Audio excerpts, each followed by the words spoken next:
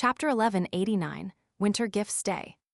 As soon as the dark clouds in the sky dispersed, everything in the Holy Wind Cathedral returned to normal. In a nearby corner, Klein raised his hand to rub his forehead. The corners of his mouth twitched as he mumbled, "If you don't want to give it to me, so be it. But why did you kill my marionette?" He then took a deep breath before his figure rapidly faded away and disappeared. The time limit for maintaining the historical void projection was almost over. After all, a scribe's imitation of a high-level power had significant differences from the original version. The burden of a sequence 6 summoning a sequence 3 was rather heavy.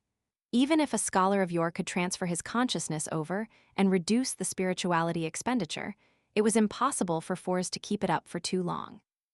In the outskirts of Backland, downstream of the Tussock River, Leonard hid his red gloves and slowly walked towards a certain spot. Suddenly, the slightly aged voice of Pallas Zarost rang out in his mind. "How's your former colleague been doing recently?" Thinking back to the conversation at the Tarot Club, Leonard suppressed his voice and said, "He just avoided a trap set up by Ammon's avatar. He's searching for the truth in the forsaken land of the gods." After listening to what he had to say, Pallas Zarost didn't say another word and allowed Leonard to proceed forward. After setting up the special coordinates, Fors was thrown back into the real world by Jayaman Sparrow's messenger. "I feel exhausted, but I just woke up not too long ago. It must be that high-sequence Beyonder powers are too draining on my spirituality." Fors covered her mouth and yawned.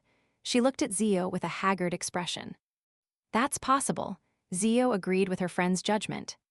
Her intuition told her that the Jayaman Sparrow projection that had been summoned definitely wasn't simple. It could even be equivalent to a saint. After some hesitation, Zio said, "Sleep a little longer. Don't attempt to advance in such a state. In one of my previous trials, the murderer was mentally psychotic. He would deliberately make his friends, his students, and the tramps he took in consume potions in all sorts of negative states, watch them lose control, and mutate into all kinds of monsters, disgusting and terrifying ones." What was this fellow's goal? Fors was stunned for a second. 2 goals. One was to observe whether the same potion caused the same loss of control on different people. The other was to use oil paintings to record the corresponding scenes. He believed that the madness, the pain, and the distortion had an unparalleled beauty, one that can stimulate his greatest creative passion. Zio recalled the trial from back then. She felt a sense of hatred and lingering fear. He was a complete lunatic. That fellow should be executed. Fors couldn't help but shudder when she imagined it. She bared her teeth and said, "Was he a cultist?" Perhaps, but there were no clues. On the surface, he appeared to be an outstanding artist, and he is very famous internationally.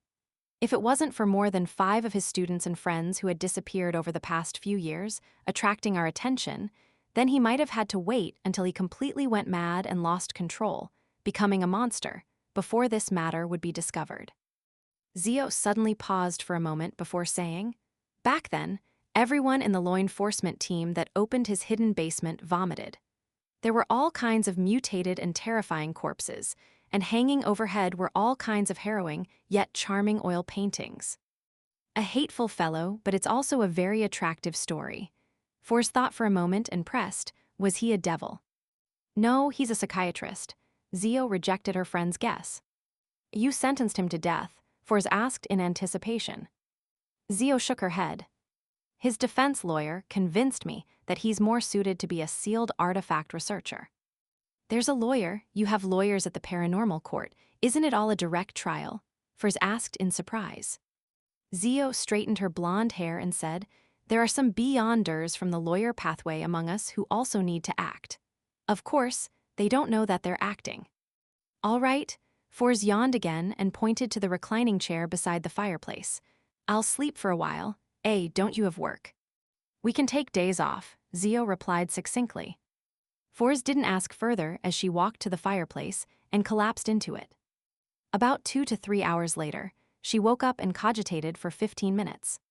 Following that, she found the Traveler Beyonder characteristic and the supplementary ingredients given to her by her teacher, Dorian Gray Abraham, and concocted a potion bottle. The potion's color was white but transparent. It was like half-melted snow water, occasionally producing light green bubbles. Fors held the potion and glanced at her friend who was on guard by the side. She smiled and said, "If I lose control, don't hesitate. Just chop off my head." "No, pray first. There might still be a chance to save me." Zio slowly nodded. "Maintain the state." Fors silently exhaled. Without any hesitation, she raised the bottle and gulped it down. In the blink of an eye, she felt her body and her eyes light up one after another. They blasted around her body and opened one illusory door after another. Fors' consciousness couldn't help but enter one of them. Her entire body turned transparent as she vanished. In such a chaotic state of mind, Fors nearly couldn't regain her sense of self-awareness. Thankfully, she had her fair share of being tormented recently and had a strong will. Furthermore, from time to time, she could feel the 4 special coordinates in the spirit world. Finally, she slowly came to her senses. After an unknown period of time, she realized that she had already entered the depths of the spirit world. It was difficult to tell her exact location, and she couldn't find her way back.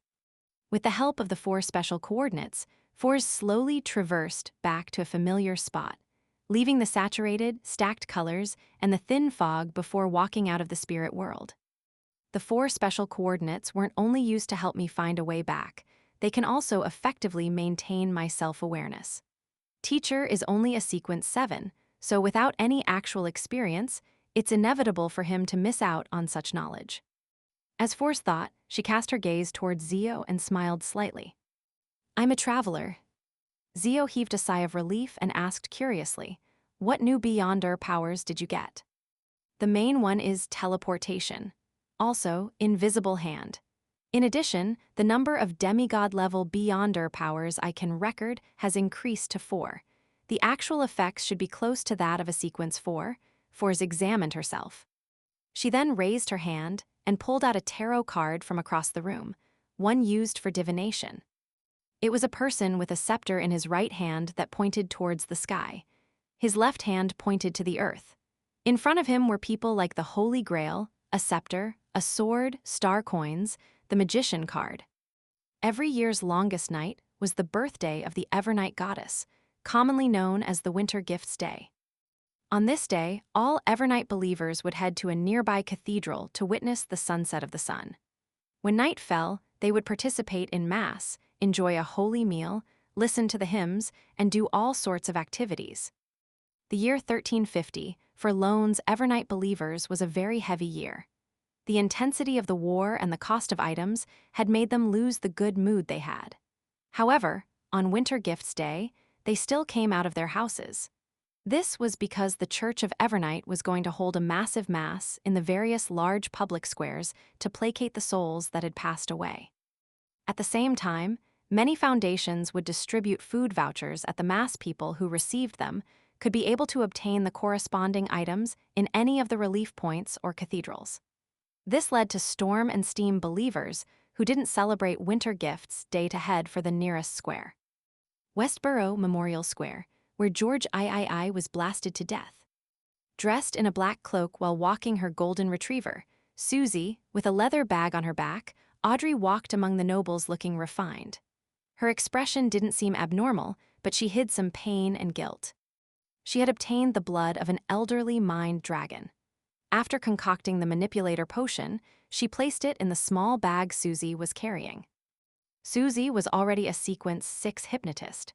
She believed that not many people present would notice her abnormality and snatch things from her. The blood of the elderly mind dragon came from the hermit Catlia. Apparently, she had obtained it from Queen Mystic, and she had paid £3,000 for it.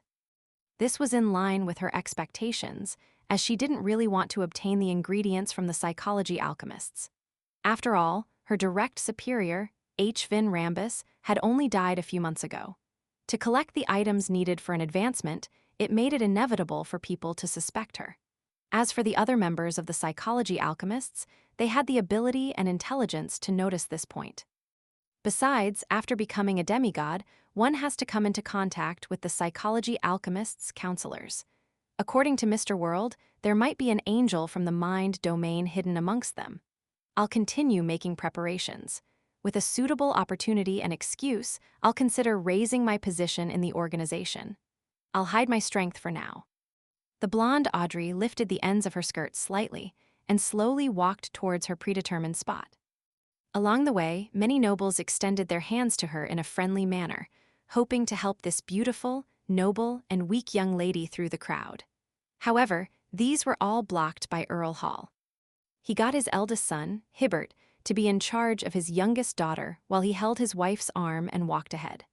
From time to time, he would turn back to look at the most dazzling jewel of Backland. Not long after their family arrived at their destination, the Church of Evernights Bishop of the Backland Diocese, St. Anthony Stevens, walked up to the high platform in his black robe with red patterns. He looked around, raised his right hand, and tapped his chest 4 times in a clockwise fashion. Praise the Lady. When the believers below responded, this saint's deep voice could be heard by everyone. Today is the celebration of the night, but the goddess's response is pity. She takes pity on every mother who has lost her child. She takes pity on every lonely child. And she takes pity on everyone who has suffered immense pain. She said that all of this will end.